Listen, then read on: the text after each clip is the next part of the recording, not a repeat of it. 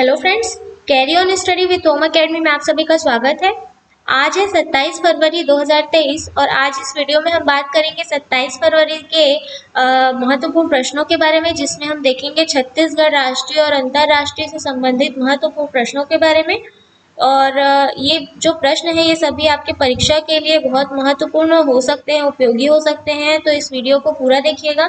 तो चलिए स्टार्ट करते हैं। स्टार्ट करने से पहले मैं बता दूं कि जो सभी प्रश्न हैं इन सभी महत्वपूर्ण टॉपिक्स पर बनकर तैयार होते हैं, तो बिल्कुल प्रश्न भी जो है बहुत इंपॉर्टेंट होते हैं। तो आप सभी प्रश्नों को देखिएगा और चैनल को अगर सब्सक्राइब नहीं किया है तो बिल्कुल सब्सक्राइब कर लीजिएगा। चलिए स्टार्ट करेंगे कल के क्वेश्चन से। कल का क्वेश्चन है, क्षेत्रीय भाषा में निर्णय प्रकाशित करने वाला देश का पहला उच्च न्यायालय कौन बना है? इसका आंसर है केरल उच्च न्यायालय जो है पहला उच्च न्यायालय बना है। ठीक है, और इसकी घोषणा जो है ये कब बना है? 21 फरवरी 2023 को बना है।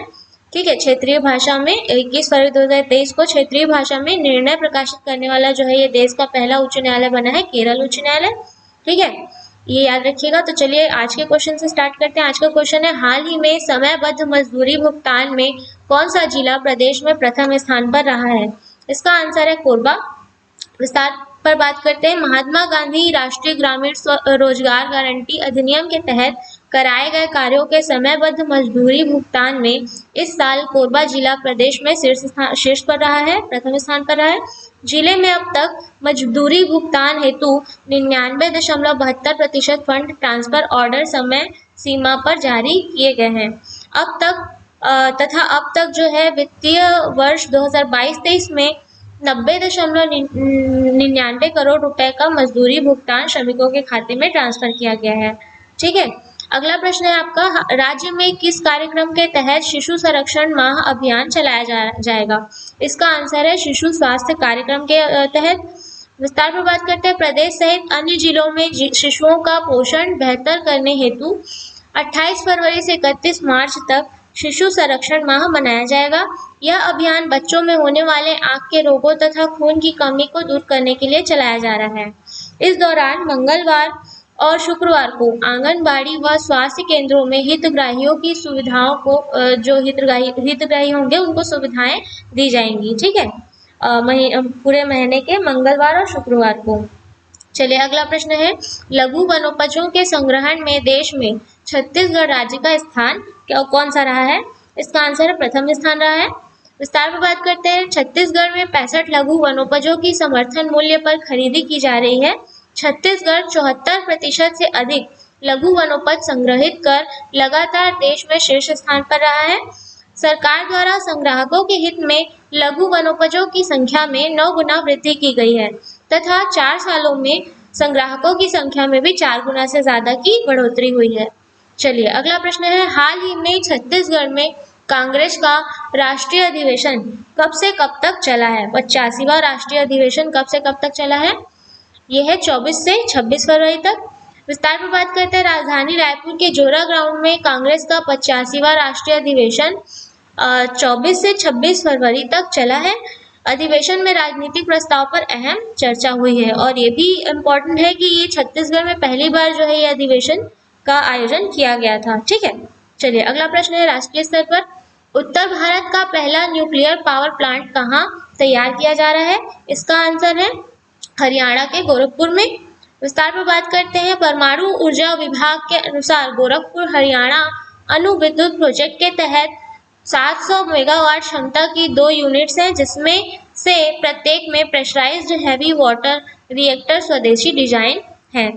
इस प्रोजेक्ट का निर्माण हरियाणा के फतेहाबाद जिले के गोरखपुर गांव के पास किया जा रहा है। ठीक है, चलिए अगला प्रश्न है, भारतीय मूल के किस व्यक्ति को यूएस द्वारा वर्ल्ड बैंक के प्रेसिडेंट के लिए नियुक्त किया गया है? इसका आंसर है अजय बंगा को।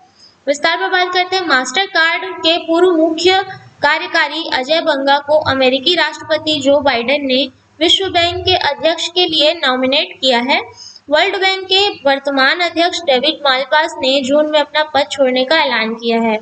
वर्ष 2016 में अजय बंगा को भारत सरकार द्वारा देश के चौथे सबसे बड़े नागरिक सम्मान पद्मश्री से सम्मानित किया गया था। ठीक है, 2016 में इन्हें पद्मश्री प्रदान किया गया है, ये याद रखिएगा। चलिए अगला प्रश्न है, इसरो द्वारा देश का पहला सौर मिशन लॉन्च किया जाएगा, जिसका नाम है, इसका आंसर है आदित्य L1, इसका नाम है। विस्तार में बात करते हैं, दिसंबर 2023 में इसरो द्वारा लॉन्च किया जाने वाला देश का पहला सौर मिशन आदित्य L1 सैटेलाइट पर राष्ट्रीय कार्यशाला प्रारंभ हो चुकी है। आदित्य L1 स्पेस के लैग्रेंजियन 1 पर प्रक्षेपित होगा, ठीक है, लैग्रेंजियन 1 पर प्रक्षेपित होगा। यह सूर्य के प्लाज्मा प्रक्रियाओं के फिजिकल और उनके भूमिका की जानकारी देगा, ठीक है। अगला प्रश्न है, देश का पहला सेमीकंडक्टर प्लांट किस राज्य में स्थापित किया जाएगा? इसका आंसर है गुजरात में। विस्तार पर बात करते हैं, भारतीय कंपनी वेदांता और ताइवान की इलेक्ट्रॉनिक्स कंपनी फॉक्सकॉन के जॉइंट वेंचर द्वारा निर्मित सेमीकंडक्टर के निर्माण के लिए यह प्लांट गुजरात के धोलेरा में स्थापित होगा। गुजरात सरकार द्वारा गुजरात सेमीकंडक्टर नीति 2022 से 27 के तहत इस प्रोजेक्ट को सब्सिडी और प्रोत्साहन प्राप्त होगा। चलिए अगला प्रश्न है, हाल ही में भारत के कौन से चेस प्लेयर 80वें ग्रैंड मास्टर बने हैं? ठीक है, भारत के 80वें ग्रैंड मास्टर कौन बने हैं? विघ्नेश NR। विस्तार पर बात करते हैं, भारत के 24 वर्षीय विघ्नेश NR ने जर्मनी के इंटरनेशनल मास्टर इल्जा स्नाइडर को हराकर 80वें ग्रैंड मास्टर बने हैं।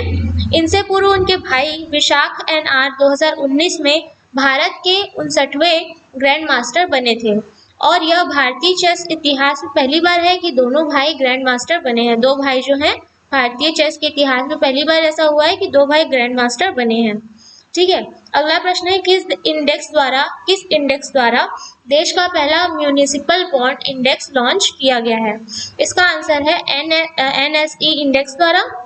विस्तार पर बात करते हैं, भारत के नेशनल स्टॉक एक्सचेंज की सहायक कंपनी NSE इंडेक्स लिमिटेड ने भारत का पहला म्यूनिसिपल बॉन्ड इंडेक्स लॉन्च किया है।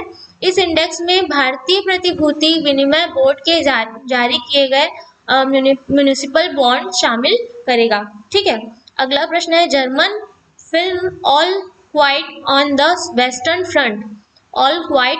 वेस्टर्न फ्रंट ने किस अवार्ड शो में 7 अवार्ड जीता है? ठीक है, तो इसका आंसर है बाफ्टा अवार्ड में। विस्तार पर बात करते हैं, ब्रिटिश अकेडमी फिल्म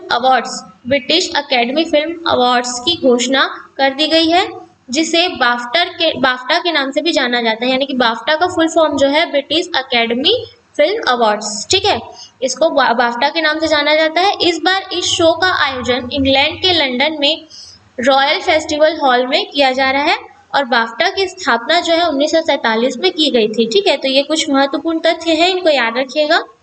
चलिए अगला प्रश्न है, हाल ही में किस देश की टीम ने कुल 6ठी बार महिला T20 वर्ल्ड कप खिताब अपने नाम किया है? इसका आंसर है ऑस्ट्रेलिया ने। विस्तार पर बात करते हैं, दक्षिण अफ्रीका के केप टाउन में चल रहे महिला T20 वर्ल्ड कप के फाइनल में ऑस्ट्रेलिया ने 156 रनों के साथ दक्षिण अफ्रीका को 19 रनों से हराकर जीत हासिल की है। यह ऑस्ट्रेलिया की ICC महिला T20 वर्ल्ड कप में लगातार तीसरी जीत है।